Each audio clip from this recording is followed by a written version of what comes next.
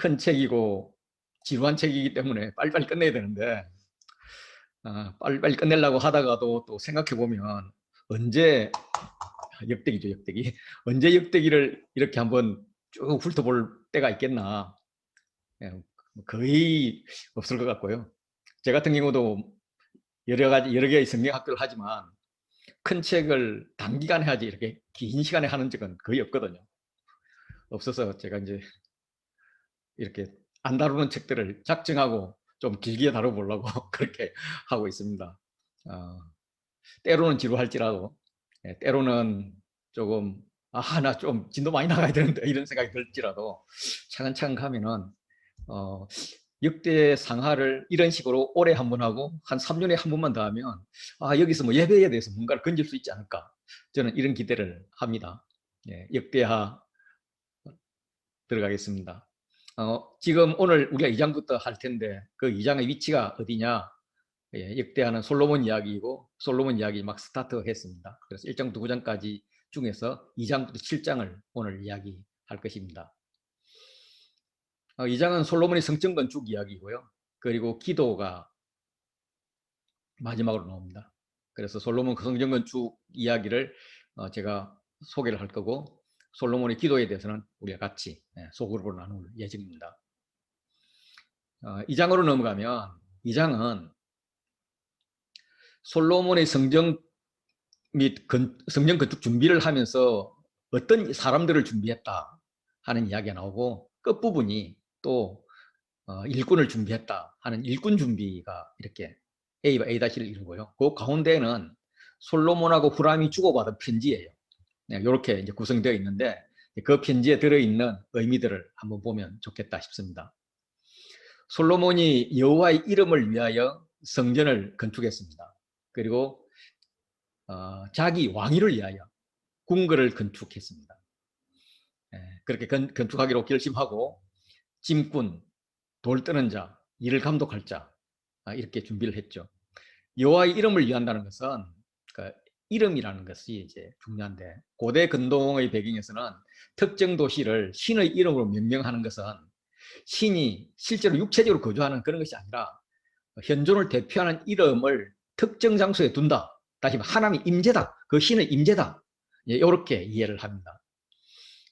중요하진 않은데 한번 이렇게 좀 짚고 넘어가야 될 것은, 성전을 건축한다고 사람들 모으고 돈 모으고 아버지도 그렇게 돈 남겨주고 그랬는데 지금 성전뿐만 아니라 궁궐을 건축하기로 결심했다는 거예요. 결심했다는 것은 뭐냐면 말했다, 명령했다 이런 의미예요.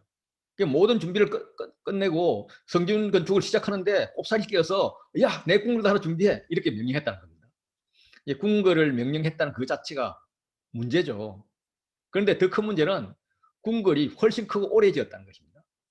하나님 이름으로 해가지고 뭔가 뭘 하자 이러면서 슬그머니 끼워 넣는 거는 뭐 솔로몬이나 제나 여러분 중에 다수나 다 마찬가지지 않을까. 그런데 우리는 하나님 일을 한다 그러면 하나님 일 요만큼 하면은 우리를 요만큼 살짝 숨겨놓잖아요. 그런데 솔로몬은 하나님 일 요만큼 하면 지를 더 크게 이렇게 하는 거예요. 그래서 뭐 우리가 위로를 받기도 하지만 참 어둡다 이런 생각이 듭니다. 어쨌든 성전은 이스라엘에 있어서 정치, 역사, 신앙의 결정체입니다. 성전은 이제 그 이스라엘 사람들은 매년 3번 성전을 찾아오게 되잖아요. 그래서 성전을 잘 관리하면 성전을 찾는 사람들, 소위 말해 신앙심이 있는 사람들, 재물을 드릴 여유가 있는 사람들을, 주류 멤버들을 관리할 수 있는 겁니다. 그래서 이스라엘의 연합 또 안정적인 통치를 위해서 굉장히 큰 힘이 되죠. 그래서 아마 출애굽 이후에 이 성전을 짓는 것은 수건 사업이었을 것입니다. 그래서 모세가 한 장소에서 예배 드릴 날이 올 것이다 이것을 선포한 것이 뭐 신명기 이야기니까 그게 이제 출애굽 말년이라면, 지금 솔로몬이 성전을 건축한 게 출애굽부터 480년 후거든요. 그러면 출애굽 40년을 빼면은 440년 후에 모세가 선포한 지 한 440년 후에 지금 성전 건축을 시작했다. 이 정도로 생각하면 됩니다. 뭐 플러스 마이너스 몇 년을 더 하면 되겠죠. 그래서 이 건축을 하면서 솔로몬이 후람에게 편지를 보내는데 후람에게 보낸 편지는 요청이 있고요. 그 성전 건축의 목적이 있고 또 성전 건축의 의미를 이야기하면서 성전에 대한 본인의 신앙 고백을 합니다. 그리고 성전 건축을 위해서 필요한 자재 목록을 이야기를 하는데 솔로몬이 이제 자재와 인력을 지원해 달라고 요청을 하죠. 두로 왕 후람에게 사절을 보내서 이 말은 솔로몬의 아버지인 다윗 때와 같이 앞으로도 내가 왕이 되었으니까 또 이런 게 보면 솔로몬이 왕 될 때 그 사절로 후람이 사절도 보내거든요. 그래서 앞으로 계속 우호 관계를 유지하자 이런 말입니다. 실제로 사무엘서에서는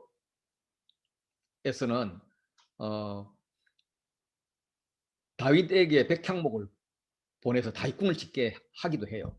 그러니까 이제 다윗 때부터 두로는 뭐라노 좀 아부했던 그런 나라, 잘 지냈던 그 이스라엘 잘 보이려고 애를 썼던 그런 나라인 거죠. 그런데 여기서 나오는 것은 후람이 아니라 히람으로 나옵니다. 히람. 그래서 히람, 후람 이게 이제 두로 왕의 이름이다 이렇게 하시면 되겠고요. 성전 건축의 목적은 역대 2장 4절이 이제 내가 이렇게 시작합니다. 이제 이제 내가에는 보라 하는 게 이제 지금 비홀드가 빠져 있어요. 영어 성경에는 하나씩 나오는 게 있는데 보라 하면서 이제 시선을 끌어요. 시선을 끌면서 내가 하면서 새로운 사업에 대한 강력한 의지를 피력하고 있습니다. 그래서 내가 뭔가를 하는데 이 말은 누구도 나의 의지를 꺾을 수가 없다. 솔로몬의 이 의지와 관련된 그 요청이 있다면 이 요청은 누구든 거절할 수 없다. 이걸 이야기하는 거죠. 그러면서 이제 나의 하나님이라고 부르면서 하나님과의 친밀함을 말하고 있어요. 여호와의 이름을 위하는 것은 하나님 말씀에 순종한다. 이런 의미인 거죠. 솔로몬은 하나님 여호와의 이름을 위해서 성전을 건축하고 이스라엘의 영원한 규례를 따라서 구별된 제사를 드리고 싶다는 것입니다. 그러면 그게 구체적으로 뭐냐면 구별하게 드리고 주 앞에서 향교 재료를 사르고 항상 떡을 차려놓고 안식일과 초하루와 절기에 번제를 드린다. 제사 드리고 싶다는 거죠. 구별된 제사를 드리고 싶다는 거죠. 그러면서 내가 건축하고자 하는 건축은 어떤 거냐 하면 크다. 아주 크다. 왜냐하면 우리 하나님이 모든 신들보다 크십니다. 다시 말해 두로 왕에게 편지를 보내면서 내가 건축하는 성전은 굉장히 커. 그 큰데 왜 크냐면 우리 하나님은 니네 신보다 훨씬 큰 분이기 때문이야. 이렇게 이야기를 합니다. 상대가 두로의 왕이고 또 지금 두로 왕에게 지금 부탁하거든요. 자재 기술자를 보내달라고 요청하는 입장에서도 상대편의 신을 상당히 무시하는 말투로 시작을 합니다. 그러면서 이제 이렇게 큰 성전을 누가 건축하리요? 라고 이야기를 하죠. 아무도 성전을 건축할 수 없다는 겁니다. 그러면 솔로몬 자신은 가능한가? 그랬을 때 아니 하늘과 하늘의 하늘이라도 주를 용납하지 못하겠거든. 내가 누구이기에 능히 그를 위하여 성전을 건축하리요 하면서 나도 불가능해 라고 이야기합니다. 사실 이 말은 이렇게 어마어마한 성전을 짓는데 두루왕 당신에게 내가 동참하라고 하는 것은 너가 영광이야. 성전을 건축할 자격은 나밖에 없는데 너도 끼워주는 거야. 이런 이미지가 조금 들어있죠. 근데 말은 굉장히 우아하고 점잖하게 합니다. 이걸 보면 솔로몬이 굉장히 전략적이든지 아주 겸손했다는 것을 알 수 있죠. 솔로몬이 이렇게 국가적인 사업인 성전을 건축하면서 우리 같으면은 야 내가 얼마나 대단한 일을 하려고 하느냐 하면 뭐 이렇게 자신을 과시할 텐데 그런 걸 하지 않고 오히려 하나님 거하실 처소는 내가 감히 지을 수 없다. 다른 집과 구별되어야 되는데 건축을 하겠다는 게 어불성설인데 그냥 내가 하고자 하는 것은 하나님이 거하실 성소를 건축하는 게 아니라 그냥 내가 집 하나 지어서 거기서 하나님께 제사만 드릴 수 있으면 좋겠다. 이렇게 내 소원은 하나님에게 제사 드릴 수 있는 장소를 마련하는 것입니다. 하는 그런 신앙 고백을 하고 있습니다. 그래서 성전에 필요한 자재 목록을 이야기하는데 솔로몬 요청하는 것은 성전용 백향목과 백향목이 A와 A-를 이렇게 둘러쓰고 있고요. 그 가운데 검은 동칠로 제조하며 자색 홍색 청색실로 직조하며 아로 새길 줄 아는 재주 있는 사람을 요구를 합니다. 여기 이제 A와 A-에 있는 이 백향목, 이 백향목은 지금 이 사진과 같이 아주 키가 크죠. 한 40m. 또 지름도 덩치도 커서 한 3m. 이렇게 되는 웅장한 침엽수입니다. 나무 모양도 이제 상당히 보기가 좋죠. 수명도 한 2000년 내지 3000년 된다 그래요.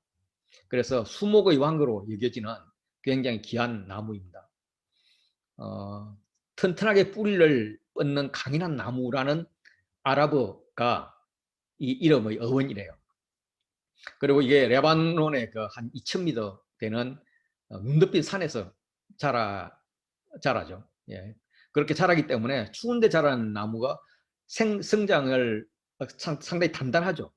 단단하고 또 향도 좋고 병충해도 없고 또 키도 크고 그러다 보니까 레바논과 인접한 나라의 왕들은 자기 궁전을 짓는데 이 백향목을 건축재로 많이 사용을 했습니다. 구약 성경에도 한 70회 정도 등장을 하는데 이거는 이제 영광, 강한 힘, 장대함, 위엄 이런 식으로 표현을 합니다.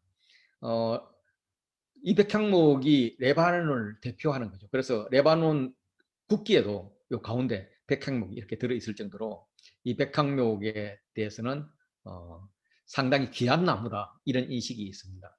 이걸 이제 달라고 하는 거죠. 그러면서 재주 있는 사람을 달라고 해요. 역대하 2장 7절에도 재주 있는 사람, 재주 있는 사람이 2번 들어가고 나중에 이제 그 후람이 답을 할 때도 재주 있는 사람, 재주 있는 사람에서 2번 들어가서 이렇게 4번이 들어가는데 이 재주 있는 사람은 지혜로운 사람을 이야기합니다. 우리가 그렇게 이제 모세 때 성막을 지을 때 그 성막을 지을 때 이제 브살렐을 불렀잖아요. 그 브살렐을 지혜와 총명과 지식으로 여러 가지 일을 하게 했다는 거거든요. 하나님의 영이 충만해서 그에게 지혜로운 마음을 충만하게 했다. 다시 말해 성막을 지을 때는 하나님의 지혜가 있는 사람이 그걸 지었다. 지혜로 했다. 이런 건데 지금 성전을 지을 때도 재주 있는 지혜로운 사람, 이 지혜로운 사람이 필요하다. 이렇게 이야기를 합니다. 그래서 레바논 사람들이 벌목을 잘 하기 때문에 그 잘하는 전문가들을 불러달라라고 이야기를 하는데 이 전문가 역시도 지혜 있는 사람을 이야기하죠. 그래서 지혜는 본질적으로 하나님을 영화롭게 하는 데 사용되어야 된다. 이런 거죠. 근데 이제 그렇게 사용하는데 솔로몬은 은근슬쩍 자기 궁전, 성전보다 훨씬 더 큰 내 궁전 만들어 이렇게 명령함으로써 하나님을 빙자해서 자신의 영광과 권력을 쟁취하기 위해서 사용한 흔적이 지금 보입니다. 그는 크다라는 단어를 씁니다. 내가 건축하는 성전은 크다, 크고 화려하다. 크니, 크심이라 이렇게 크다는 단어를 사용하면서 제목을 많이 준비해 달라고 이야기를 하죠. 그러면 대가로 벌목하는 종들에게 밀도 주고 보리도 주고 포도도 주고 기름도 주겠다. 굉장히 많이 주겠다라고 이야기합니다. 여기서 이제 2만 고르 할 때 고르는 당나귀가 나를 수 있는 양입니다. 그래서 보통 220리터 정도를 잡아요. 아주 작게 잡을 때.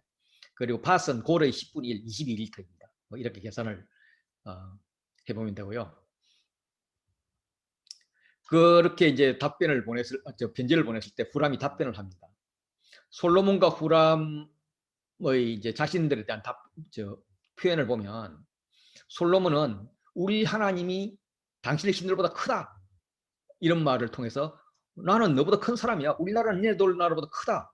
이런 것을 내포하고 있죠. 그런데 후람의 말을 보면 후람은 이걸 받아치지 않습니다. 천지를 지으신 이스라엘 하나님 여호와는 송축받으실지로다. 예, 당신의 하나님은 큰 신입니다. 우리가 모시는 신보다 큰 신님이 분명한다. 이렇게 이야기합니다. 그러면서 솔로몬에게 내 주라고 이야기해요. 그래서 이 문장상으로 보면 이 둘은 봉신관계입니다. 후람은 이제 다윗의 본영기 죽던 해 같아요. AD 97년에 아버지 아비바를 계승해서 두로의 왕이 되었고 솔로몬하고 같이 한 30년을 통치를 했습니다. 그래서 솔로몬보다 약간 앞에 시작을 해서 거의 같이 시작했죠. 시작해서 솔로몬보다 좀 빨리 죽었는데 이 후람이 통치할 당시에 아프리카와 이집트와 가나안 뭐 이런 지중해 연안 등을 돌아다니면서 무역을 했습니다. 그래서 세상에서 아주 진귀한 것들을 구할 수 있었고 솔로몬 입장에서는 성전을 건축하면서 그런 진귀한 것을 구할 수 있는 후람의 도움이 필요했죠. 열왕기상 9장 19절을 보면 솔로몬 시대에 두로와 가나안 지역을 솔로몬이 통치했다고 그렇게 이야기합니다. 그래서 두로는 평안을 위해서 그리고 가나안 지역의 상권을 따기 위해서 솔로몬에게 잘 보여야 됐습니다. 특히 이제 아버지대로 올라가면 이스라엘은 블레셋은 그 두로의 경쟁 나라였어요. 블레셋은 이제 해적 자손이잖아요. 그래서 바다에서 아주 강한 힘이 있었습니다. 그래서 두로에게는 뭐 적대국이었죠. 무역에 있어서 하나는 무역을 하면 하나는 해적에 대해서 맨날 뺐었잖아요. 이런 아주 나쁜 나라였죠. 그런데 이것을 이스라엘이 완전히 블레셋을 무력화시켜버리잖아요. 다윗 때에. 그러니까 자기의 경쟁국을 제거해준 얼마나 고마운 나라인가요? 그는 고마운 나라인데다가 자기들보다 힘이 세니까 이스라엘이 강대국으로 자리를 굳히고 있고 두로는 이스라엘 눈치를 보아야 하고 또 고맙기도 하고 그런 정치적 상황을 고려한다 그러면 솔로몬이 후람에게 보낸 서신은 뼈가 조금씩 있긴 있지만 전체적인 문맥은 굉장히 겸손한 그런 편지를 보내는 거죠. 그래서 후람 입장에서는 굉장히 기분이 좋은 거죠. 와, 얘가 나를 알아주네 이런 식이죠. 그래서 두로 왕이 후람 그 솔로몬을 칭찬을 하고 여호와를 송축합니다. 그리고 요구하는 대로 다 주겠다고 이야기를 하죠. 여기서 이제 좀 우리 하나 짚고 넘어가야 될 것은 13절을 보시면 내가 이제 재주 있고 총명한 사람을 보내는데 그 사람 이름은 누구냐면 내 아버지 후람에게 속하였던 자입니다. 라고 이야기를 해요. 여기서 이제 내 아버지 후람에게 속하였던 자라고 번역한 것은 이제 레 후람 아비 이런 단어인데 이게 세 가지로 해석이 돼요. 가장 먼저 그 중에 하나가 이 후람 아비라는 게 기능공이 아니라 후람 왕의 선왕을 위해서 일했던 사람으로 해석해서 내 아버지 후람에게 속했던 자라고 개혁개정 해석을 해요. 그런데 세 번역으로 가면 전문가인 후람, 기술자 후람 선생 이렇게 표현합니다. 이거는 뭐냐면 후람 아비가 후람은 사람 이름이고 아비는 아버지잖아요. 아버지. 후람 나의 아버지. 다시 말해서 후람을 높여 부를 때 하는 거죠. 왕들이 선지자를 나의 아버지여 이렇게 부르는 것 같이. 그래서 전문가를 높인 거다. 그래서 세 번역은 전문가 후람이라고 했고 공동번역은 기술자 후람 선생까지 붙여서 이렇게 표현을 하고 있습니다. 그런데 대부분은 후람 아비 그 자체가 고유명사로 보는 거예요. 그래서 그 사람 이름은 후람 아비야. 그래서 이렇게 예를 들면 NIV나 다른 영어 성경들 보면 대부분 다 후람 아비로 그냥 나와요. 이렇게 고유명사로. 예. 그 후람 아비는 어머니가 단 사람이고 아버지가 두로 사람이라고 합니다. 또 이런 열왕기에서는 어머니가 납달리 지파라고 이야기를 해요. 어쨌든 후람 아비를 비롯해서 다윗이 요구했던 것을 다 줍니다. 다 주는데 요구했던 거하고 후람이 준다는 것을 비교를 하면 요구했던 것은 검은 동치를 요구했는데 돌과 나무까지 포함을 시켜요. 그리고 모든 기묘한 양식에 능한 자라는 표현은 솔로몬이 했던 표현에 추가된 거예요. 그래서 당신이 이야기했던 것보다 더 많은 재료를 보내고 당신이 이야기했던 것보다 훨씬 더 재주 있는 사람을 보냅니다. 라고 이야기를 하죠. 그래서 이 성전은 솔로몬과 이스라엘의 힘으로만 만들어지는 게 아니라 이방 민족, 이방 사람들의 힘으로도 만들어진다. 이렇게 이야기를 합니다. 그리고 이제 꼭 끼우는 게 약속했던 밀과 보리와 기름과 포도주는 보내주세요 라고 이야기를 하는 거죠. 예, 이게 흥정입니다. 흥정. 아주 점잖은 주고받은 편지지만 사실 거기에는 자재값과 기술재 값으로 흥정을 하는 거죠. 예, 그 아브라함이 막벨라 굴을 살 때도 흥정하는 거 보면은 파는 주인은 괜찮습니다. 공짜로 다 가져가세요. 그렇게 하면서 돈 다 받잖아요. 이제 이것도 이제 그런 식인데 어,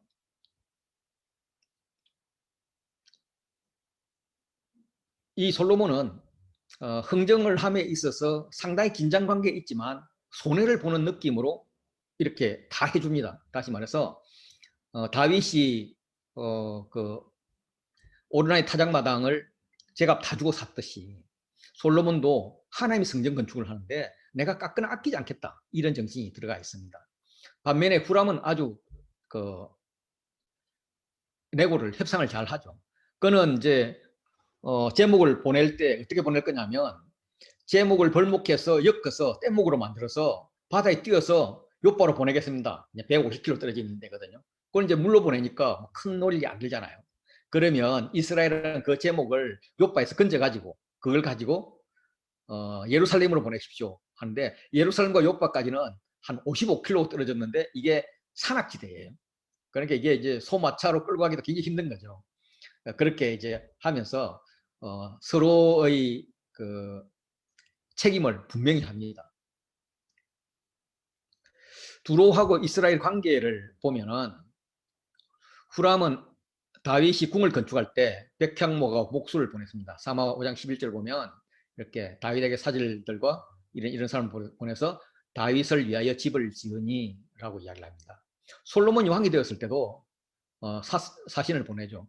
솔로몬이 기름 부음을 받고 그의 아버지를 이어 왕이 되었다 함을 두로왕 히람이 듣고 그의 신하들을 솔로몬에게 보냈으니 라고 이야기를 합니다.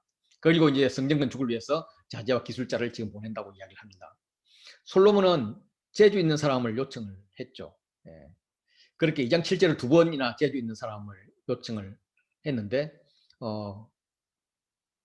답도 이제 재주 있고 총명한 사람을 보냅니다 하면서 14절에도 재주 있는 사람 이렇게 두 번을 반복을 합니다.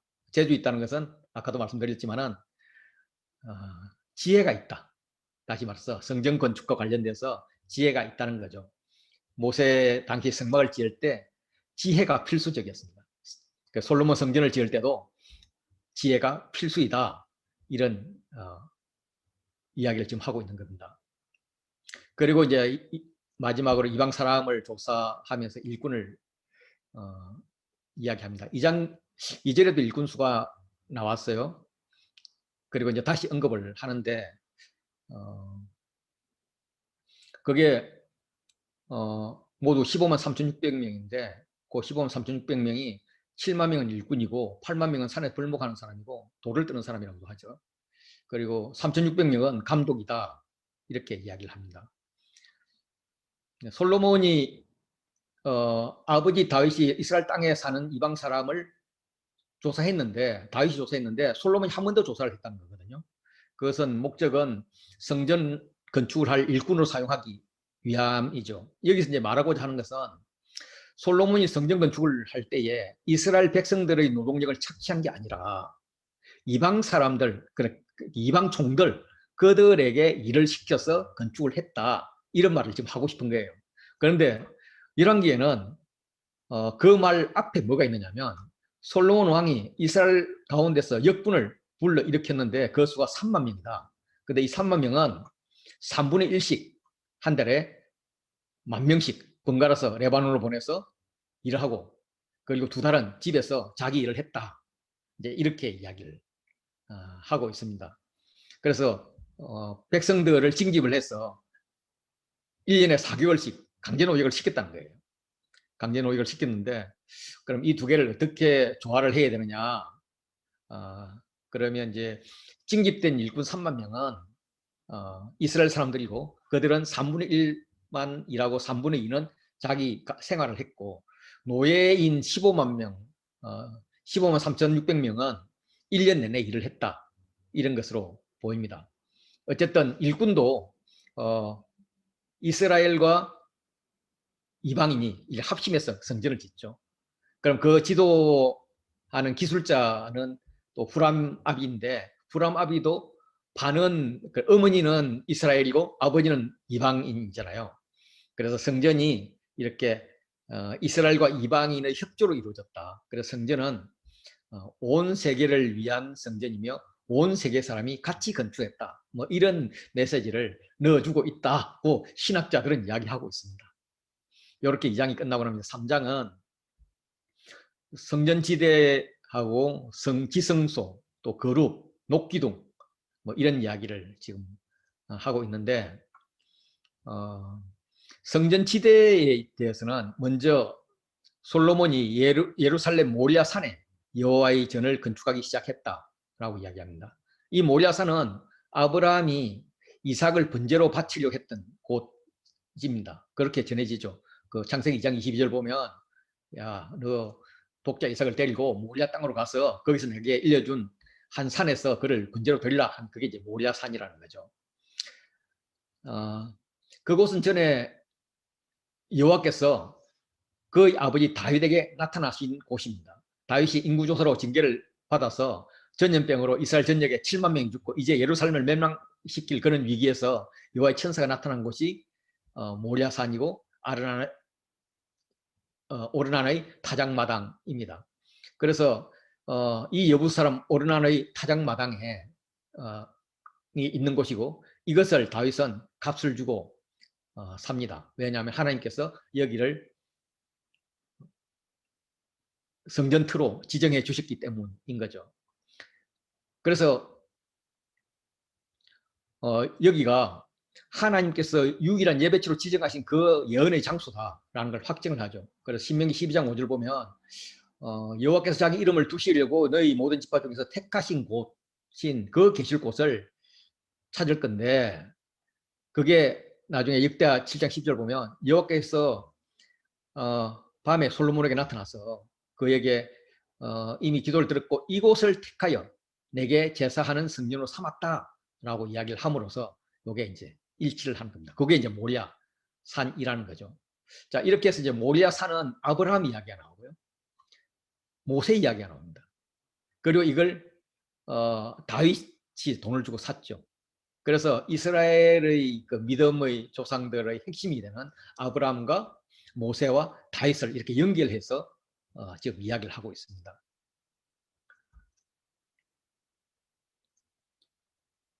솔로몬이 왕위에 오른 지 4년 2월 2일에 건축이 시작했고 시작을 했는데 아버지 다윗에게 유언을 받아가지고 뭐 즉시 시작해도 되는데 한 3년 2달 정도를 지난 후에 건축을 시작했죠. 아마 그 사전에 솔로몬이 추가적으로 준비해야 될 시간들이 있었던 것 같아요.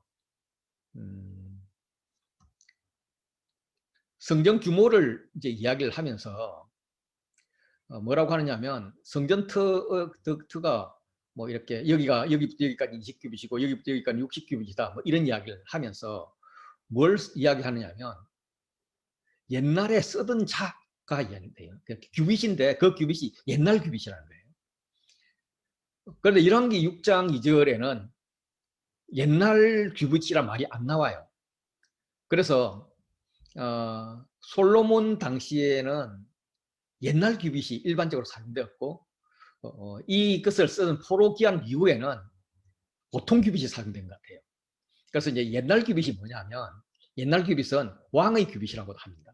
그래서 보통 이제 보통 규빗은 우리가 이제 길이를 요 손끝에서부터 팔꿈치까지 요거 길이라 그러잖아요. 이게 이제 45cm 된다 이런 표현을 하고 또 이제 학자들은 이렇게 손바닥 너비가 한 9cm 정도 되는데 요걸 한 5번 넣으면 45cm 되는 요게 이제 옛날 규빗인데 보통 규빗인데 거기다 한 규빗 더 더한 게 옛날 규빗이다.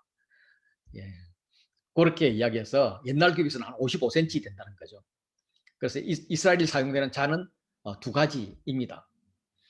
그래서 지금 말하는 이 성전 지대는 60 곱하기 20 규빗인데 보통 이런 걸 계산할 때 다 45cm로 계산해서 이야기를 하거든요. 그건 이제 열왕기를 기준으로 하는 것 같은데 역대기에 의하면 옛날 규빗이니까 55cm 곱하기 20으로 해야 될 것 같아요. 그러면 9m가 아니라 11m로 계산하는 게 맞지 않나 이런 생각이 듭니다. 뭐 뭐 9m는 어떻고 11m는 뭐 어떻고 뭐 더 길면 어때요? 어쨌든 크기가 그렇게 크지 않은 그런 성전을 이제 7년 동안 지었습니다. 성전 앞에 이 낭실이라는 걸 짓는데 낭실이라는 이름이 되게 어렵잖아요. 그래서 낭실은 건물 내부로 들어가기 위한 현관입니다. 그래서 요즘 말로는 그냥 현관이죠. 현관인데 당시 표현으로는 이제 주랑이라는 단어도 쓰고 복도라는 단어도 씁니다. 그렇게 번역이 되어 있고요. 이게 재미있는 것이 여기가 이제 20 해서 지성소랑 크기가 거의 같거든요. 근데 높이가 120규빗이라고 나오는 거예요. 그렇게 20에 120이니까 6배잖아요.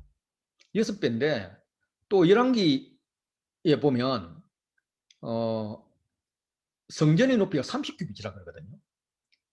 그러니까 성전 규빗이 30규빗이면은 그냥 5m씩 잡으면 5cm, 50cm씩 잡으면 그냥 5, 25, 25m잖아요. 그래서 뭐 27.5m 이야기도 하고 뭐 이렇게 뭐 계산은 그렇게 하는데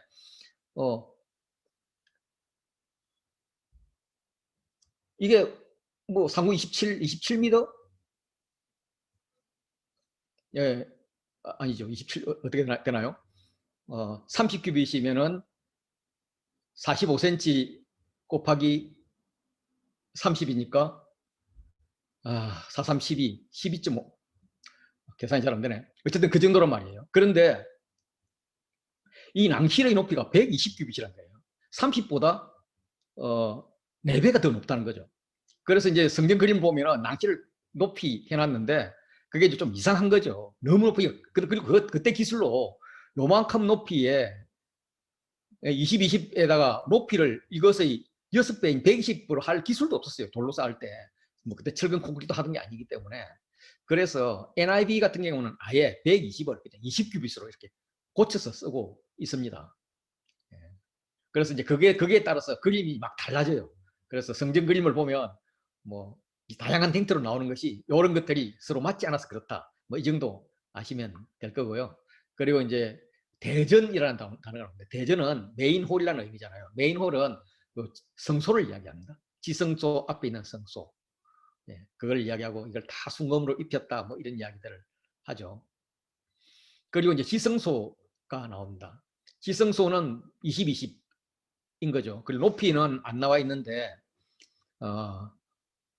높이는 일환기에 보면 이제 또 20. 그래서 직육면체를 이야기합니다. 그래서 지성소도 직육면체이고 안에 있는 그 법궤도 직육면체.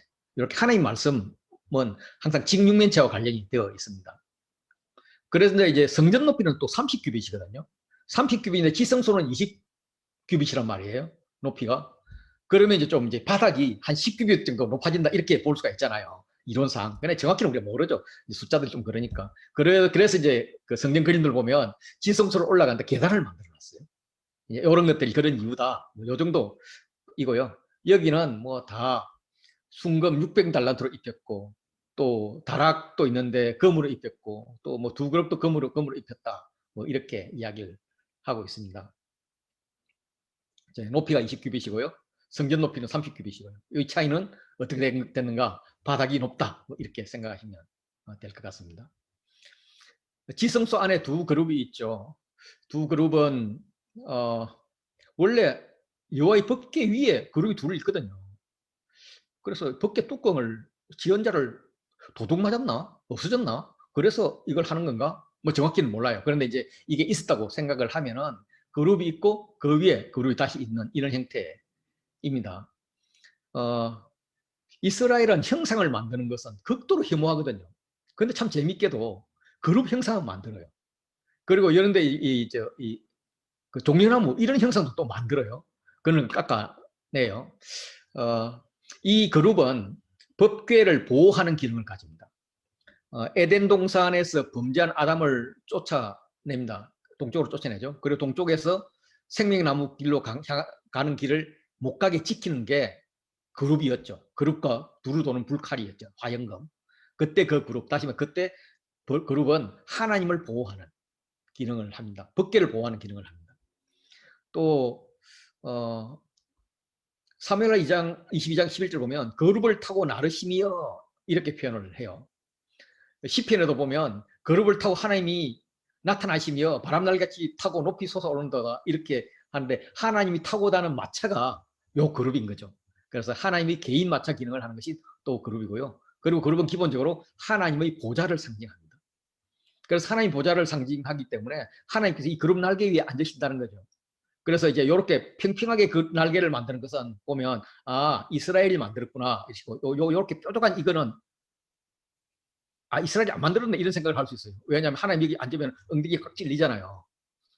예, 그래서 날개들을 보면 날개를 평평하게 만드나 아 이게 이스라엘 개념이다. 아니면 이거 모양 좋게 막 한다고 뾰족하게 만들어가지고 앉으면 완전 엉덩이에 찔리는 이런 행태는 이스라엘 게 아닌 거죠.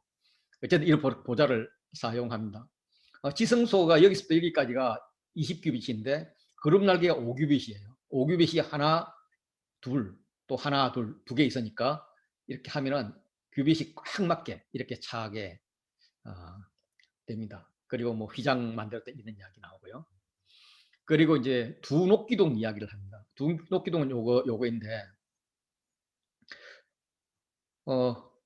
이 두 녹기둥은 높이가 35규빗이라고 역대하에 나와 있고요. 그리고 그렇게 여기 이게 35규빗이죠. 35규빗이고 그리고 각 기둥 꼭대기의 머리가 5규빗.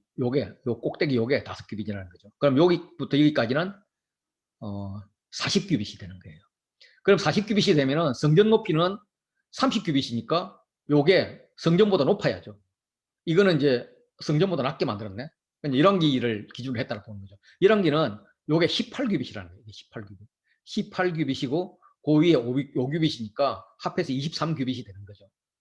예, 그렇게 해서 성전이 30규빗이니까 성전보다 좀 아래에 있게끔 이렇게 이야기를 하는데 뭐 어느 게 맞든 어쨌든 뭐 그래서 이게 성전보다 높이 나오면 아 역대기를 가지고 했구나. 성전보다 아래에 있으면 열왕기를 가지고 했구나. 이렇게 보면 되고 또 이 낭실은 이렇게 또 되게 높이 해놓은 이거는 또 이상하네. 뭐 이렇게 보시면 됩니다. 어쨌든 이 기둥의 오른쪽은 야긴이라 부르고 왼쪽은 보아스라고 했죠.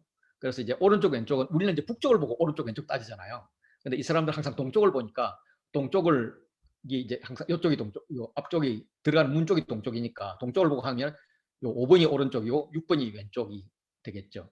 예, 그래서 야기는 그가 확고히 세울 것이다. 확실히 세운다는 이야기시고 보아스는 여호와의 능력 속에 왕이 즐거워할 것이다. 다시 말해서 왕에게 능력을 주실 것이다. 이런 의미예요. 자, 확고히 세운다는 것은 다윗에게 주신 약속, 그의 왕조를 확고히 세울 거라는 거죠. 그리고 보아스라는 이름을 통해서 능력을 주실 거라는 거죠. 자, 포로기한한 자들은 그의 왕조가 무너졌다고 생각을 했습니다. 다시 돌아왔는데 굉장히 어렵습니다. 그들에게 아니야, 너희 왕조는 무너지지 않았어. 확고히 세울 거야. 그리고 너희들에게 능력을 주실 거야. 하는 것을 계속적으로 말씀하고 있습니다. 그래서 그들은 이제 솔로몬 왕의 왕궁을 솔로몬의 성전을 기반으로 해서 스룹바벨 성전을 건축을 할 텐데 아니면 지금 건축을 했든지 뭐 이런데 거기 나온 이 보아스와 야긴 기둥을 보면서 그래 하나님께서는 우리 왕조를 계속 하실 거예요. 다윗 왕조를 계속 이으실 거예요. 그들은 모르지만 우리는 이제 그게 예수 그리스도라는 걸 알고 있죠. 능력을 주실 거야. 이런 것을 계속 생각하게 만드는 거였습니다. 4장으로 넘어가면 4장은 녹기물 이야기를 하다가 금기물 이야기를 하고 다시 녹기물 이야기하다가 금기물 이야기를 하는 ABAB 이런 교환 구조로 되어 있습니다. 그래서 뭐 안에 있는 내용은 알 수 있는 것도 없고 뭐 좀 그래요. 그냥 대충 보고 넘어가면 먼저 이제 놋재단이 있는데 이게 놋재단이에요. 이게 놋재단. 이게 놋재단인데 음식 태우는 재단, 그 재물 태우는 재단인 거죠. 이 재물 태우는 재단을 굉장히 높이 만들었다는 거죠. 그래서 너비가 20규빗, 길이가 20규빗, 그리고 이 높이가 10규빗이에요. 모세가 만든 번제단은 5규빗, 5규빗, 3규빗이거든요. 이거에 비하면 굉장히 큰 거죠. 4416 그렇게 넓이만 해도 16배나 되고요. 그리고 높이까지 다 하면은 뭐 한 50배 이 정도로 큰 거죠. 그래서 이것은 이제 멀리서 볼 수 있는 대규모의 그런 번제 이런 게 덜 일쳤다 이렇게 보면 되겠습니다. 그래서 이걸 노수로 만들었다고 그렇게 이야기하죠. 열왕기에는 언급되고 있지 않는데 역대기에서 언급하는 이유는 뭐냐면 이 번제단은 하나님과 사람의 교통, 대화가 이루어지는 곳이라고 그렇게 보는 거죠. 사람들의 소원을 제물에 드려서 하나님께 연기로 올려드리잖아요. 그래서 이스라엘 사람들은 제단에서 드려진 제물의 연기가 하늘로 올라가는 것은 물리적인 세계와 영적인 세계의 만남이 있다. 하나님과 교통이 있다. 이렇게 생각을 했던 거예요. 그래서 아주 중요시 여겼고요. 노를 부어서 바다를 만들었습니다. 이게 이제 바다라는 건데, 그러니까 이제 물 담는 그릇인 거죠. 큰 그릇. 큰 그릇인데 이게 뭐 지름이 10규빗이니까 여기가 이제 11m인 거죠. 굉장히 큰 겁니다. 높이도 5규빗 이렇게 되니까. 그런데 이걸 왜 바다라고 하느냐 하면 창세기 1장 10절에 보면 하나님이 물을 땅이라고 부르시고 모인 물을 바다라고 부릅니다. 그래서 그들은 물이 좀 크면 바다라고 이야기하죠. 그래서 갈릴리 호수도 갈릴리 바다라고 하고 웬만히 큰 물이 모여 있는 곳은 바다라고 이야기를 하는 게 그들의 문화입니다. 그리고 바다를 바치고 있는 소가 3마리씩 동서남북으로 해서 12마리가 있는데 이걸 보고 어떤 학자들은 야, 바알 종교가 벌써 이때부터 들어왔어. 성전 버렸어. 이렇게 이야기도 하는데 대부분 학자들은 그런 의미로 해석하지 말고 12지파를 상징하는 것 혹은 솔로몬이 12구역을 통치했기 때문에 12통치구역을 상징하는 것을 보면 어떨까 이렇게 생각하면 되고 물두멍이 이제 요거보다 좀 작죠. 요걸 이제 10개를 만들었는데 요 밑에 바퀴가 달려서 이동식으로 되어 있어요. 요거에 대한 이제 자세한 거는 열왕기에 보면 잘 나와 있고 어쨌든 지금 여기서 말하는 것은 요거는 제사장들 몸 씻는 거고요. 요거는 재물 씻는 거다. 이렇게 표현을 하고 있습니다. 그리고 이제 금기물들이 다시 나오면서 등잔대와 떡상 이야기를 하는데 규례를 따라서 만들었다고 해요. 규례를 따라 만드는데 규례는 기본적으로 모세가 받은 규례가 있고 다윗이 또 성령을 통해서 받은 규례가 있는 거죠. 그 규례를 따라서 주의 깊게 만들었다라는 건데 성막에는 이런 등잔대가 하나 있어요. 하나 있는데 이거는 여기서는 10개를 만들었다고 그렇게 이야기를 해요. 그리고 문제가 되는 것은 등잔대인데 어, 어, 문제가 상인데 상은 상을 10개를 만들었다고 하는데 그래서 상 10개를 만들었으면 그냥 대부분 학자들은 그 진설병 상이야 이렇게 봐요. 그런데 진설병 상을 10개 진설병 상이라면 진설병 나중에 4장 19절에 또 나오는데 그리고 진설병은 상 하나에 떡 12개를 놓기 때문에 6개, 2개 쌓아놓기 때문에 이스라엘 12지파가 다 포함되는데 그걸 갖다가 또 뭐 12개씩 그걸 10번을 쌓는 건 의미가 좀 이상하잖아. 뭐 이렇게 이야기를 하게 되는 거죠. 그래서 떡상은 10개나 필요 없어. 그러면 뭐 진설병 상이라면 그럼 떡 12개씩 그럼 120개 준비해야 되겠네? 뭐 이런 게 그걸 생각해서 그거는 진설병 상이 아니라 요 등잔대 밑에 놓는 상이다. 등잔대를 올려놓는 상 10개를 만들었다. 이렇게 해석하는 분들이 있어요. 뭐 어느 거든 뭐 상관은 없는 것 같습니다. 그냥 분위기 따라서 저분이 고집을 이거는 진설병이야 그러면 예 맞습니다 이렇게 하고 그거는 이 등잔대 밑에 놓는 거야 그러면 예 맞습니다 그러면서 요게 될 수도 있어 이거 이야기면 요게 될 수도 있어 이렇게 하면 될 것 같은데 어쨌든 이게 ABAB 구조잖아요. ABAB 구조이기 때문에 금기물 이야기에 있어서 등잔대 이야기를 2번 할 수도 있겠 등잔대란다 진설병 상 이야기를 2번 할 수도 있겠다 이렇게 보시면 될 것 같습니다. 뭐 그 정도이고요. 그리고 또 녹기물들을 만듭니다. 녹기물들은 뭐 이것저것 만들면서 뭐 되게 많이 만들죠. 이렇게 만들고 이제 4장 16절에 거기도 보면은 후람의 아버지라는 단어가 나와요. 후람의 아버지가 이제 후람압인데 이제 후람압에 대한 해석은 알겠죠. 그래서 내 압이 후람에게 속했던 자, 뭐 이렇게 해석을 했던 거에서 후람의 아버지, 뭐 이렇게 또 보는데 이제 우리 개혁 개정을 해서 2개를 다르게 똑같이 해석을 안 하고 다르게 해석을 했죠. 대충 해석을 한 것 같고요. 새 번역은 전문가 후람, 공동 번역은 후람 선생으로 번역을 해요. 그리고 그냥 이걸 그냥 후람 아비로 번역하는 게 맞을 것 같아요. 그 정도 보시면 되겠고 그리고 이제 다시 금기물이 나옵니다. 금기물에서 이제 뭐 여러 가지 금기물들을 나열을 하죠. 상 10개 이야기를 했는데 또 여기서 진설병 상들 이야기로 합니다. 그래서 이 상들이 나오는 이 상들이라고 번역한 게 개역개정도 진설병 상, 이거 상 10개를 진설병 상 10개로 봤기 때문에 진설병 상들로 보는 거죠. 그런데 이게 그 등잔대를 받치는 그런 그 상이라면 진설병 상이 맞겠죠. 예, 그렇게 보고 뭐 만든 것이 솔로몬이 솔로몬이 만들었어요. 근데 실제로는 기술자들은 후람이 지시를 받는 기술자들이잖아요. 근데 후람이 만든 것은 후람이 솔로몬 왕을 위하여 만들었고 어, 후람 아비죠. 후람 아비가 솔로몬 왕을 위하여 만들었다. 이렇게 이야기를 해요. 그래서 결론적으로 뭐냐면 성전의 제작자, 성전 기물의 제작자는 솔로몬이다. 이 말을 지금 하고 싶은 거예요. 이렇게 이제 4장을 끝내면 5장으로 들어가면 솔로몬이 이제 여호와의 전을 완성했다라고 이야기를 합니다. 솔로몬이 여호와의 전을 위하여 만드는 모든 일을 마친지라 이러면서 요약적 징수를 합니다. 이걸 만드는데 열왕기는 7년이 걸렸다고 이야기를 합니다. 또 열왕기에서는 성전 완공 후에 완공을 13년 걸쳐서 완성을 했다 그래요. 그래서 성전 건축과 왕궁 건축 7년과 13년, 20년이 지난 후에 성전 봉헌식을 올린 것처럼 기록을 해요. 근데 역대기는 뭐 그런 말 아예 안 해요. 그냥 언제 했는지 그는 관심이 없고 그냥 성전 봉헌식을 지금 하고 있는 거예요.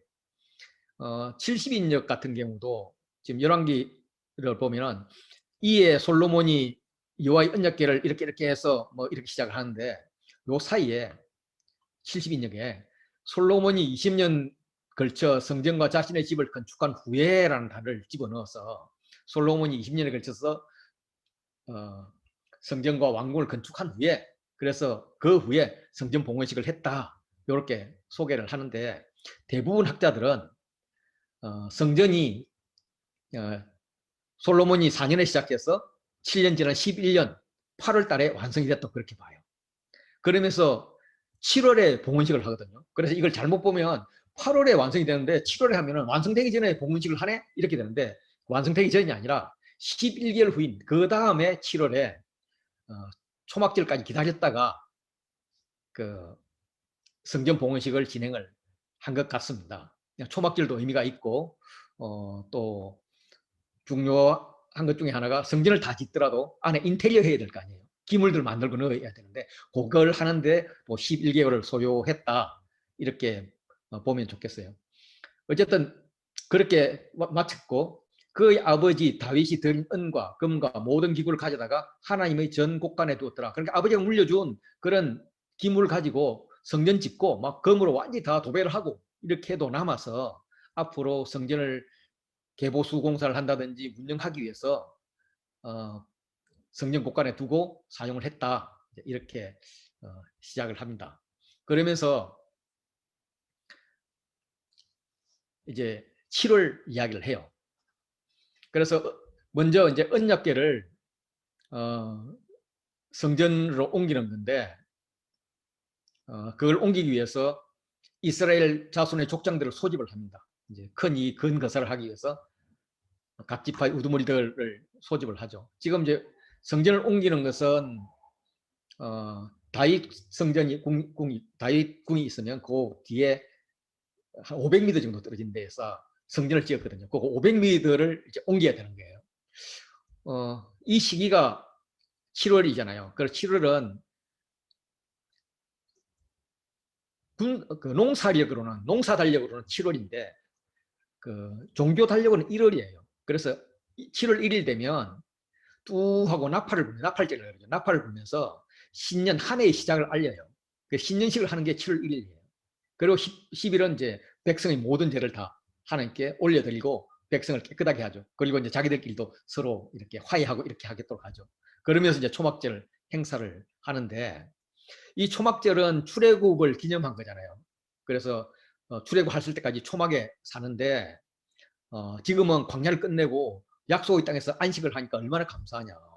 그런데 우리가 초막에서 사는 흉내를 한번 내려고 나와봤는데 옆에 막 이렇게 초막을 만들 수 있는 풀들이 있어가지고 우리 얼마나 행복하냐. 근데 옛날에 광야에서는 이런 풀들이 없었어. 뭐 이렇게 하면서 감사했던 그고 또 모세가 출애굽 2세대하고 언약 갱신을 할 때 7년마다 율법을 초막절에 읽어라 라고 명령을 했어요. 신명기 31장 10절 11절에 나오는데 그렇게 했는데 이제 그거에 근거해서 지금 이제 초막절을 지키는 거예요. 그런데 이제 지금까지는 초막절 안 지켰죠. 그래서 이제 솔로몬이 성전 건축, 성전 봉헌식을 초막절에 맞춰서 하는 것 같아요. 이때 이제 문제가 뭐냐면 법궤를 정상적으로 옮길 수 있을까?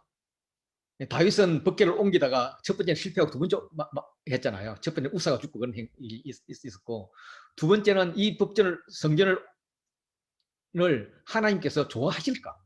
이제 이게 문제였죠.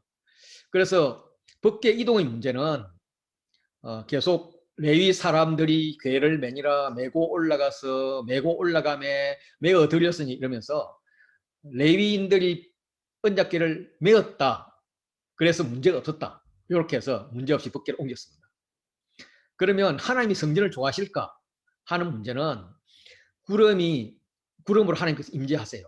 5장 14절에 보면 제사장들이 구름으로 말미암아 능히 섬기지 못하였으니 왜냐하면 여호와의 영광이 하나님 전에 가득함이 있더라 하면서 하나님께서 인정하셨다. 그래서 하나님께서 성전을 유일한 거주하는 처소로 이렇게 남겼다. 이렇게 이야기를 합니다.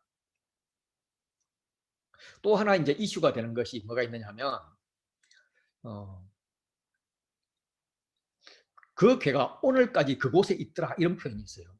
그런데 이제 오늘이라는 게 이 역대기를 쓸 당시일 텐데 역대기를 쓸 당시에는 언약궤가 없어졌거든요. 언약궤는 실제로 바벨론 성전이 파괴되던 BC 586년에 사라졌거든요. 아마 불에 탔을 거로 우리는 그렇게 추측을 해요.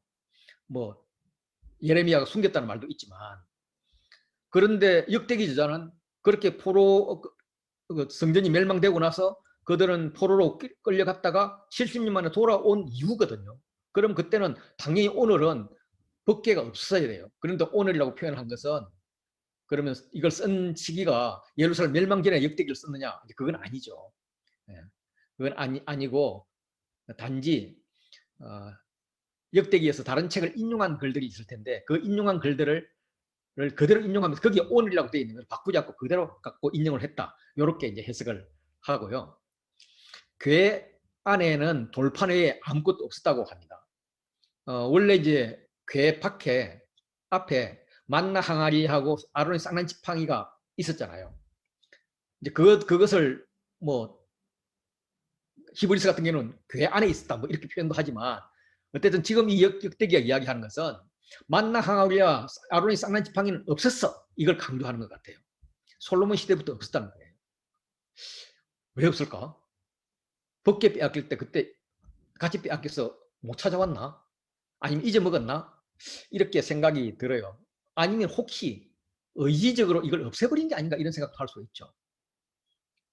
히스기야가 모세의 노뱀을 없애버렸어요. 왜냐하면 이 이제 백성들이 불뱀이 이제 백성이 막 원망하고 그러니까 막 물어서 다 죽이잖아요. 죽일 때 모세가 어유 하나님 어떻게 해요? 그랬을 때 노뱀을 하나 달어. 그래서 노뱀을 하나 달고 그걸 보는 자마다 살리라 그랬잖아요. 그런데 이제 그렇게 했던 그 노뱀을 보관을 했는데 히스기야 시대 때 와서 보니까 이 사람들이 이걸 우상처럼 섬기더라는 거죠. 그래서 이것하고 그래서 없애버리는데 만나 항아리나 사로니 쌍난 지팡이도 이 종교적인 유물이 되어가지고 숭배의 대상이 되어서 파괴한 게 아닌가 이럴 가능성이 있습니다. 어쨌든 이제 이렇게 보려고들 좀 생각을 하죠. 그래서 이제 이걸 통해서 뭐든지 하나님께 쏟아야 할 그런 열정과 관심을 빼앗는 것이 있다면 그것은 제거해야 된다. 그래서 결국 마지막으로 남아야 될 것은 뭐냐? 언약궤와 함께 남아야 할 것은 돌판인데 돌판은 십계명, 언약, 즉 말씀이 있다는 거죠. 그래서 영원해야 될 것은 우리에게 말씀이다. 이걸 나타내 준다라고 해석을 합니다. 그리고 이제 여호와의 영광이 가득하죠. 그때 이제 선하시도다. 그의 자비하심이 영원히 있도다. 이렇게 이제 찬송을 합니다. 그렇게 그 찬송하는 것은 다윗의 시편도 나오고 할렐루야 여호와께 감사하리로다 그의 선하심이 인자하심이 영원하미로다 이런 게 이제 시편 106편 같은데 107편도 나오고 막 이렇게 나오잖아요. 또 여호사밧도 전쟁 나가면서 같은 노래를 불렀죠. 포로 귀환 후에도 그 에스라서 3장 11절 보면 그 성전 재건한 기초를 놓을 때도 똑같은 노래를 부르거든요. 그렇게 불렀을 때 여호와의 전에 구름이 가득했다라고 이야기합니다. 이 구름이 가득했던 것은 모세가 성막 봉헌식을 할 때도 구름이 회막에 덮이고 여호와의 영광이 성막에 충만함에 모세가 회막에 들어갈 수 없었으니 이는 구름이 회막 위에 덮이고 여호와의 영광이 성막에 충만함이었으며 이렇게 나옵니다. 다시 말해서 모세가 성막을 봉헌할 때 그때 나타났던 영광이 지금 성전 봉헌식에도 나타난다. 이렇게 해석하면 되겠습니다. 이렇게 6장 1절부터 3절은 건축을 보고하고 축복하는 장면입니다. 솔로몬이 이제 헌당 예배를 시작하면서 하나님께 아뢰는데 여호와께서 깜깜한 데 계시겠다고 말씀하셨사오나 내가 주를 위하여 성전을 건축하였습니다. 이렇게 이야기합니다.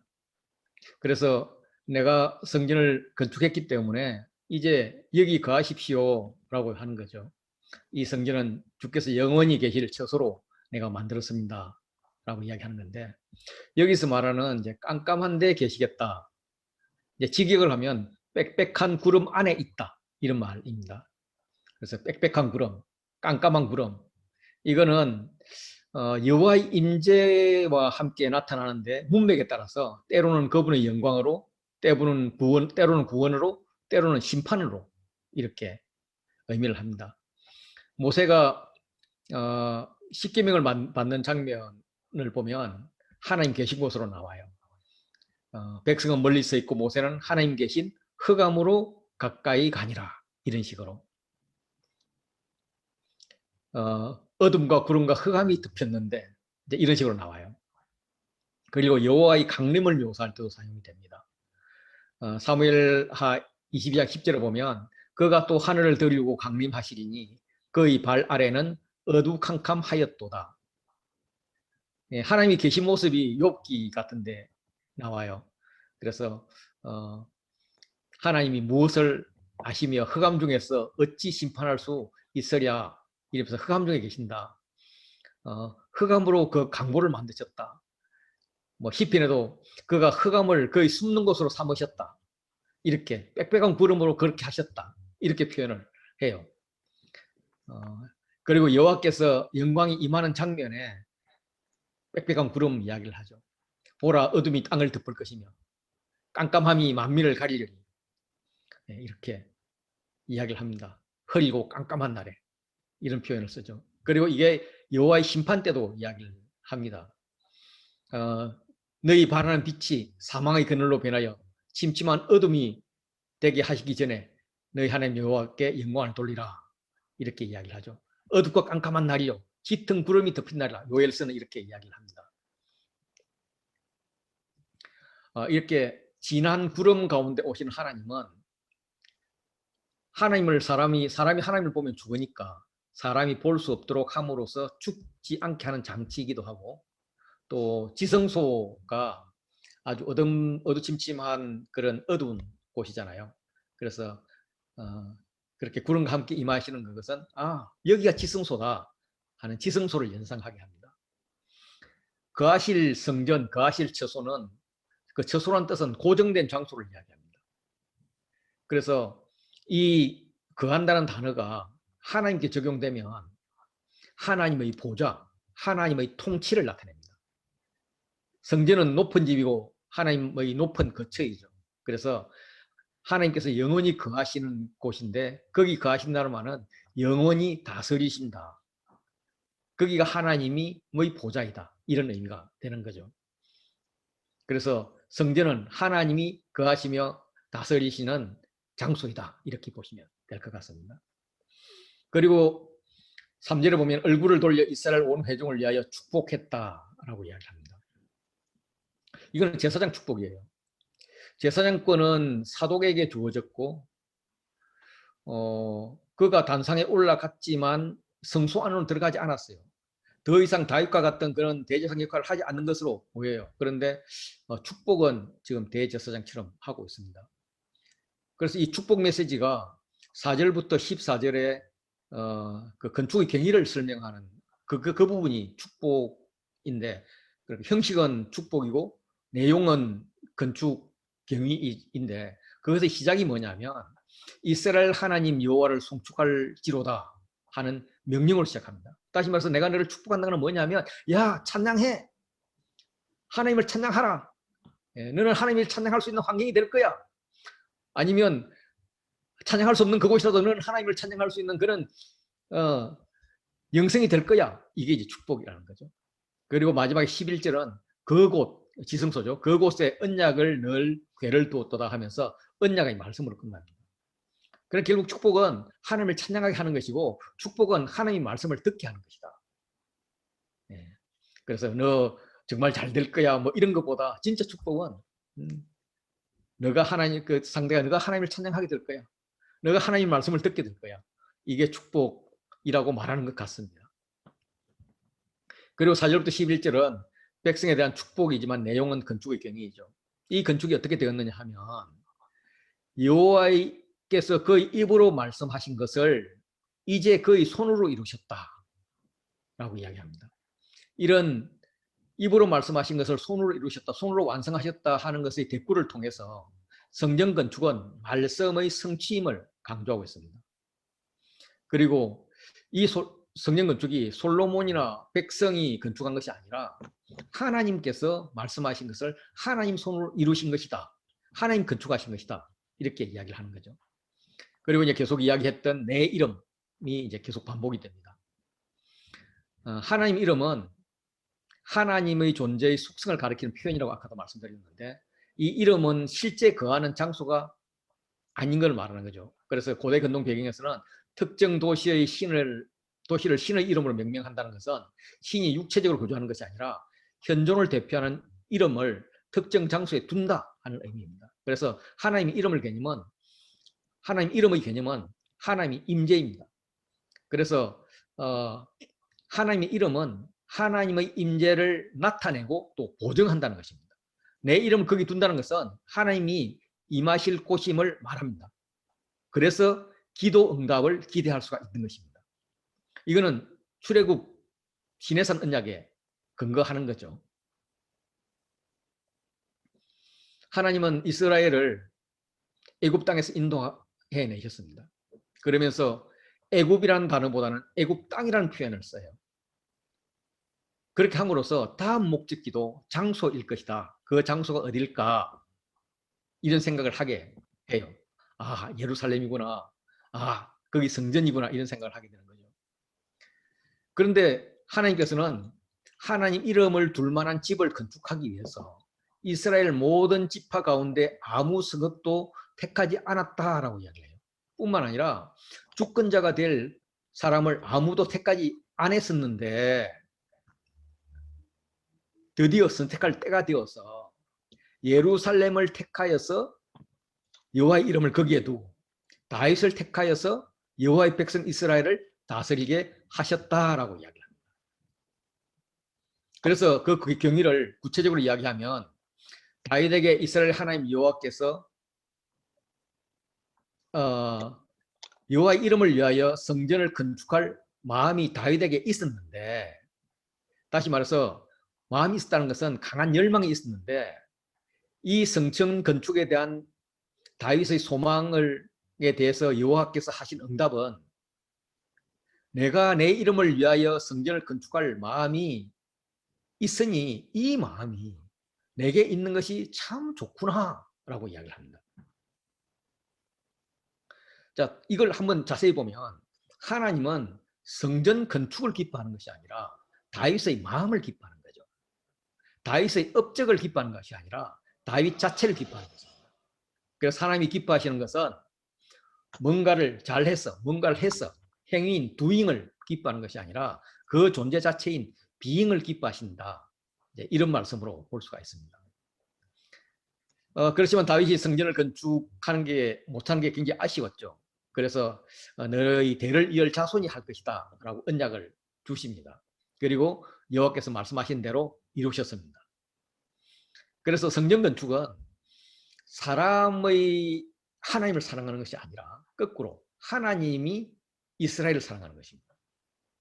그래서 하나님은 성전 건축을 해라고 지시한다든지 결제하는 분이 아니라 성전 건축의 주체가 됩니다. 그래서 이루셨다 하는 단어, 그 단어는 여호와의 말씀대로 솔로몬이 다윗을 대신해서 일어났다 하는 일어났다와 이루셨다는 어원이 같습니다. 이제 베이캠, 베이쿰 이런 쿰이라는 단어를 쓰는데 우리 쿰 그러면 달리다 굼, 소녀야 일어나라 잖아요. 그래서 하나님께서 일어나셨고 솔로몬도 일어났습니다.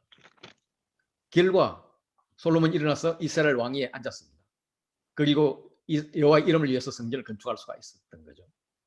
그렇게 하나님의 일어나심 그대로 이루심 그대로 솔로몬이 일어났던 것은 솔로몬에 대한 하나님의 각별한 사랑이 있었기 때문에 가능했다라는 겁니다. 그래서 솔로몬은 성전 공정의 마지막, 성전 건축의 마지막 공정으로 여호와께서 이스라엘 자손과 더불어 세우신 언약을 넣을 궤를 성전 지성소에 둡니다. 다시 말해서 성전의 이제 겉모습 하드웨어는 완성되었지만 이제는 언약궤를 기반으로 하는 영적 성전이 건축되어야 한다. 이런 것을 의미한다고 저는 봅니다. 6장 12절부터 17절은 역사적 서언입니다. 다시 말해서 그동안에 이스라엘에게 하나님께서 무엇을 하셨나 하는 건데 여기는 특별히 솔로몬에게 하나님께서 무엇을 하셨나 아니면 다윗에게 무엇을 하셨나 성전 건축과 관련해서 무엇을 하셨나라는 이야기를 합니다. 솔로몬이 여호와의 제단 앞에서 기도하죠. 그 제단은 노스로 만든 5규빗 높이 3규빗의 대입니다. 여기서 대는 이제 어떨 땐 대야로 사용되고 어떨 땐 단상으로 사용되는데 여기서는 단상으로 사용되는 거죠. 그 단상은 뜰 가운데 둔 것입니다. 뜰 가운데 있는 단상에 올라가서 기도함으로써 다윗 솔로몬은 제사장만이 들어갈 수 있는 성소에 들어가지 않고 뜰에서 기도했다 하는 걸 지금 확실히 합니다. 솔로몬이 손을 펴니다. 그래서 솔로몬이 여호와의 제단 앞에서 이스라엘 모든 회중과 마주 서서 회중을 보고 그의 손을 펴니다. 아마 축복하려고 펴는 것 같죠. 그리고 회중 앞에서 무릎을 꿇고 다윗을 향해 하늘을 향해 손을 펴니다. 제단 앞 단상에서 지금 기도하고 있습니다. 제단은 제물이 드려지는 곳이죠. 그 앞에 단상에 무릎 꿇은 또 하나의 제물이 있습니다. 솔로몬이라는 이스라엘 대표자인 거죠. 기도자가 지금 제단에 드려지는 제물만큼 중요한 제물이다. 이렇게 지금 상징을 하고 있습니다. 그 제물이 되어서 이제 제물이 태워져서 연기가 올라감으로써 하나님과 교통하듯이 지금 솔로몬이 하나님께 교통하는 것입니다. 그래서 천지에 주와 같은 신은 없으십니다. 왜냐하면 주께서는 언약을 지키시고 은혜를 베푸십니다. 다윗께서 하신 말씀을 지키셨습니다. 라고 이야기를 하면서 주의 입으로 말씀하신 것을 주의 손으로 이루셨음을 6장 4절에도 말했는데 6장 15절에서도 여호와께서 그의 입으로 다윗에게 말씀하신 것을 이제 그의 손으로 이루셨다. 이렇게 이야기를 하는 거죠. 그래서 허락하신 말씀을 입으로 말씀하신 것을 손으로 이루심이 오늘 같아. 이렇게 이야기를 하면서 하나님과 다윗의 언약 관계를 계속 이야기합니다. 그래서 6장 14절 보면 이스라엘의 하나님 여호와여 이렇게 불러놓고는 다윗 이야기해요. 다윗에게 허락하신 말씀, 약속하신 말씀이 있잖아요. 이거 지켜주세요. 이렇게 이야기하고 16절에도 이스라엘 하나님 여호와여 이렇게 부르면서 다윗의 언약을 이야기하고 또 여호와여 부르면서 다윗의 언약을 확실하게 해 주십시오라고 이야기를 합니다. 이 이스라엘 하나님 여호와는 하나님의 속성을 나타내는 독특한 표현이죠. 하나님의 주권자 되심과 언약의 신실하심을 강조하는 거죠. 즉 하나님의 성품에 근거해서 다윗과의 언약을 지켜달라고 지금 요구하고 있습니다. 이제 고대 근동의 신화에 의하면 신들은 인간을 부려먹고 때로는 이렇게 학대하기 위해서 창조했습니다. 화풀이하기 위해서. 그런데 여호와 하나님은 성품상 백성들과 교제하고 사랑하기 위해서 창조하신 거예요. 그래서 천지에 여호와 주와 같은 그런 신은 없다고 그렇게 이야기를 해요. 그분이 언약을 지키고 은혜를 베푸는데 다윗에게 하신 언약도 지금 일부를 베푸셨다는 거죠. 그게 성전 건축입니다. 그래서 지금까지 약속하신 것의 일부를 베풀었기 때문에 이후에도 약속하신 것들은 지킬 것이다. 약속을 지금까지 신실하게 지켜봤는데 나머지 약속도 당연히 지킬 것이다. 그럼 그 나머지 약속이 뭐냐? 다윗에게 한 것은 왕조에 대한 언약입니다. 그래서 다윗에게 말씀하시기를 뭐라고 했느냐 하면 이스라엘 왕위를 앉을 사람을 내 앞에서 끊으지 아니하리라 라고 하셨는데 이 말씀을 허락하신 말씀을 지키시옵소서 하신 말씀을 확실하게 하십시오. 이렇게 요구를 하는 거죠. 결론적으로 말하면 이렇게 요구하지 않아도 하나님께서는 언약한 것은 지키십니다. 그런데 만약 약속하신 것이 지켜지지 않는다면 그것은 하나님께 문제가 있어서가 아니라 사람에게 문제가 있어서인 거죠.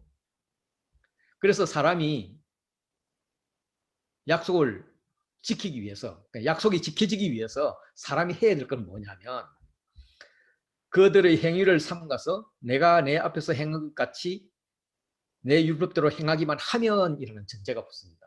여기서 이 내는 그 다윗을 이야기하죠. 그래서 그들이 어떻게 행해야 하느냐면 다윗 너가 내 앞에서 행한 것 같이 그렇게 행하면 돼. 이렇게 이야기하면서 이 행함이 3번 반복이 됩니다. 다윗의 행함이 본이 된다는 거죠. 율법대로 행하기만 하면 된다는 거죠. 이제 율법대로 행하기만 하면 이것을 직역하면 율법 안에서 걷기만 하면, 그럼 지금 말로는 말씀 안에서 걷기만 하면, 말씀 안에서 살아가기만 하면, 말씀은 순종하는 삶이면 하나님께서 하신 약속은 지켜지실 것이다. 이렇게 이제 선을 이야기하고 이제 기도로 들어갑니다. 솔로몬의 기도는 들으소서가 계속 나오고요. 그리고 사하옵소서, 용서해 주십시오 하는 것을 계속 이야기합니다. 솔로몬의 기도는 기도 모범 중에 하나이죠. 그래서 그가 얼마나 겸손하며 그가 얼마나 하나님께 간절했는지, 그리고 이 이스라엘 백성들이 어떻게 타락될 건지를 미리 내다보는, 물론 그거는 이제 레위기의 저주문과 신명기의 저주문에 있지만 그것에 박식한 그런 선지자의 관점에서 그렇게 기도를 하죠. 그런데 또 하나 또 아쉬운 게 있다면 하세요, 해주세요 하는 요구로 일관되고 하나님 말씀을 듣는 기도가 없어요. 듣는 마음을 달라고 했는데 뭐 표현이 안 돼서 그런지 모르지만, 그리고 그 기도의 구조는 성전에 계시겠습니까? 성전에 계시기를 간구합니다 하는 A와 A 사이에 7번의 기도가 있는데 7번의 기도 처음과 끝은 하나님의 공의와 하나님의 용서, 이런 성품을 이야기를 하고요. 두 번째 기도는 전쟁 이야기입니다. 하나는 죄를 지어서 적들이 쳐들어왔을 때의 전쟁이고 하나는 하나님이 여호와의 전쟁을 나갈 때 하는 겁니다. 그리고 가운데 3가지가 3, 4, 5가 가운데의 기도이죠. 이렇게 이제 구성이 되어 있습니다. 일단 6장 18부터 20절을 개략적으로 보면 나는 정말 이 성전을 건축할 사람이 못 됩니다. 그렇지만은 얼굴을 나에게로 향해 주십시오. 주목해 주십시오. 내가 기도하고 내가 간구하고 부르짖는 것, 비는 기도를 들어주십시오. 왜냐하면 여기는 하나님께서 내 이름을 두시라고 했던 그 성전 아닙니까? 그래서 여기서 하는 기도는 하나님이 계시기 때문에 당연히 들으셔야 됩니다. 물론 하나님께서는 이 누추한 성전에 계시지 않고 하늘에 계시겠지만 우리는 여기밖에 있을 수 없으니까 여기에 있으면 여기서 하는 말은 다 듣고 용서해 주십시오. 이제 이렇게 이야기를 하고 있고요. 그 7개의 기도가 아까 제가 레위기 26장의 축복과 저주 그리고 신명기 28장의 축복과 저주 요걸 배경으로 한다고 했는데 첫 번째 기도는 간구하는 것이 하나님의 공의입니다. 만일 어떤 사람이 이웃에게 범죄함으로 맹세시킴을 받고 그가 와서 이 성전에 있는 주의 제단 앞에서 맹세하거든. 뭐 말이 좀 복잡하잖아요. 이게 무슨 말인가 하면 백성들끼리 서로 싸워서 주장이 굉장히 팽팽해요. 대치돼요. 그런데 증거도 없어요. 그럼 이걸 판결해야 되는데 그 판결하는 절차가 여호와 앞에 맹세하게 하는 거예요. 야, 너 거짓말 하는 거 아니지? 정확하게 이야기하는 거지. 이렇게 하게 하는 건데 그 장소가 이 성전에서 이제 앞으로는 솔로몬 성전에서 맹세하는 겁니다. 그래서 그 웬만한 판결들은 다 아래 사람들이 재판장들이 하겠지만은 그게 이제 올라오면 마지막에 이제 솔로몬이 판결을 해야 될 텐데 그때 자기까지 올라왔을 때에 이 성전에서 주의 대단 앞에서 맹세하게 할 겁니다. 맹세하게 하면은 그걸 맹세를 하고 나서 자기들이 이야기해도 그게 뭐 솔로몬이 판단할 수가 없다는 거죠. 그러면 그때 나는 그걸 보고 판단하는 척하고 있을 거니까 하나님께서 하늘을 들으시고 그리고 심판을 해 주십시오. 그들이 했던 행위대로 그렇게 해 주십시오. 그래서 공의로운 자를 의롭다 하고 의로운 대로 갚아 주십시오. 이렇게 이야기를 하는 거예요. 그렇게 하나님께서 재판을 해주시면 내가 그걸 따라서 하겠습니다. 먼저 공의, 의롭다 칭함을 주십시오라는 거죠. 그 두 번째는 용서입니다. 마지막이 용서입니다. 용서는 이제 그 포로로 끌려가는 게 두 번 이야기를 해요. 세 번째 기도에도 포로를 언급했는데 이거는 이제 포로로 끌려가는 것을 기정사실화 하는 것이 이제 좀 슬픈 일이죠.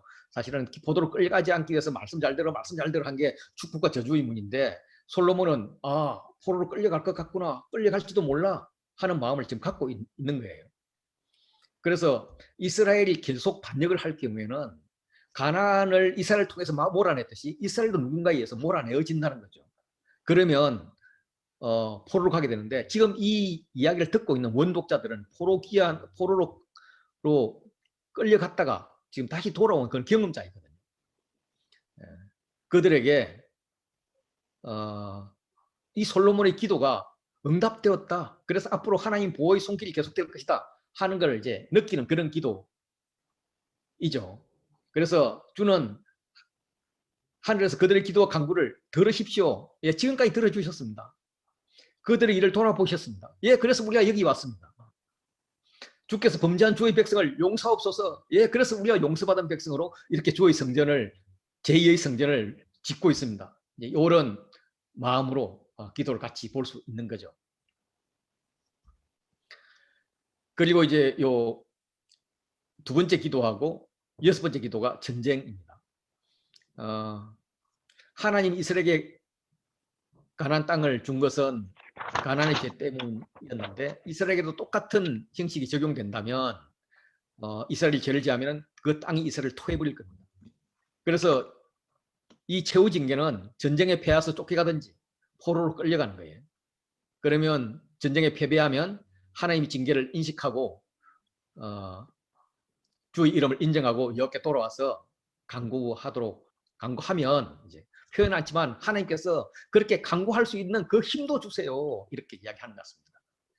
그러면 이제 다 사해 주십시오라고 이야기하는 거고 요 여섯 번째 이 기도는 여호와의 군대로서 전쟁에 참가하게 되면 하나님께서 간구를 들으시고 우리를 보호해 주십시오라고 이야기를 하는 거죠. 그리고 이제 가운데 세 가지 기도가 나옵니다. 하나님이 범죄한 백성을 대적에게 넘기도 하지만 천재지변을 통해서도 징계를 하거든요. 그래서 그때 깨우치면은 죄에서 떠나게 하고 죄를 사하십시오. 그 여기에 대해서 선한 길을 가르쳐 주십시오 하고 간구를 합니다. 그리고 그 땅에 비를 내려 주십시오. 다시 말해서 그들은 땅에 쌓는 자가 아니라 하나님께서 주시는 이른 비와 늦은 비에 근거해서 살아가는 자이기 때문에 우리에게 단비를 주십시오. 선한 길도 알려주십시오. 이렇게 이야기를 하는 거고요. 그리고 네 번째 강구는 가뭄보다 더 악화된 재앙이나 다양한 질병을 내릴 수가 있는 거죠. 그러면 주는 계신 곳 하늘에서 들으시면 사유하시되 각 사람의 마음을 알기 때문에 주만 홀로 각 사람이 마음을 알기 때문에 그의 모든 행위대로 갚으십시오라고 이야기합니다. 마음을 아시는 하나님의 사유방법은 행위대로 갚는 거예요. 그래서 그들이 살아가는 동안에 했던 그 행위에서, 다시 말해 삶에서 갚기 때문에 나의 삶을 어떻게 해야 되겠구나, 주를 경외하면서 주의 길로 살아가겠구나 하는 생각을 하게 된다는 거죠. 계속 주를 경외하면서 살 수 있는 삶을 살 수 있게끔 삶을 가지고 평가해 주십시오라고 이야기를 하는 겁니다. 그리고 이제 다섯 번째 기도는 이런 기도들이 다른 사람뿐만 아니라 이방인에게도 해당되게 해주십시오. 왜냐하면 만민이 주 이름을 알기를 원합니다. 주의 백성 이스라엘처럼 그들도 이방인도 경외하기를 원합니다. 그리고 건축한 이 성전이 주의 이름을 일컫는 줄 이방인들도 알기를 원합니다. 예.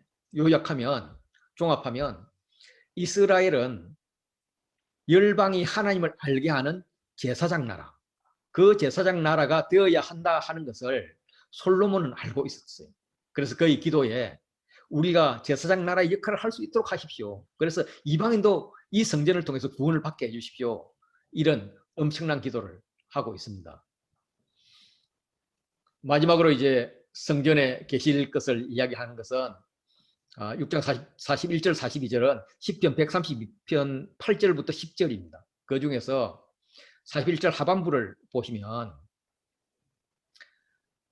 제사장들에게 구원을 입게 하시고, 이것은 주의 제사장들이 의의 옷을 입고 이렇게 대꾸가 됩니다. 그리고 성도들에게 은혜를 기뻐하게 하며 하는 것은 주의 성도들이 즐거이 외칠지어다 라고 이야기하는 거죠. 그래서 구원을 입는다, 의의 옷을 입는다, 이것은 칭의, 하나님께서 의롭게 하심을 입는다, 이렇게 이야기하는 거죠. 그래서 우리에게 의로운 백성이다, 거룩한 백성이다, 이런 칭의의 구원을 주십시오 라고 하는 거고요. 은혜를 기쁘게 하고 즐거이 외치는 것은 하나님 안에서 찬양하며 살겠다, 하나님 안에서 은혜 가운데 기쁨으로 살아가고 싶습니다, 그렇게 할 수 있도록 해주십시오 라고 하는 거죠. 다시 말해서 삶을 이야기하는 거예요. 그리고 중요한 것은 이 백성들을 제사장과 거룩한 백성이라고 이야기합니다. 마치 다윗이 너는 택한 족속이요 거룩한 제사장, 하나님의 나라, 이렇게 표현했던 그것을 지금 솔로몬이 표현을 하고 있는 것입니다. 이렇게 이제 솔로몬의 기도가 마쳐집니다.